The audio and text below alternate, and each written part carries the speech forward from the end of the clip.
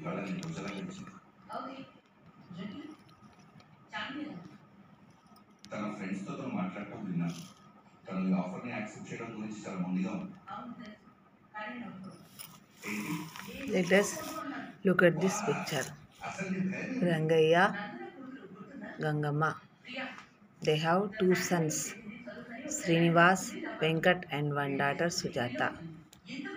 Srinivas' wife Radha, Venkat wife Anuradha, Sujata wife Ramana. Srinivas and Radha have two daughters, Rama and Lata, and Venkat and Anuradha has one daughter, Sunil, and Sujata and Ramana has Prasad and Akila. Now let us watch these questions. Srinivas to Gangamma, son.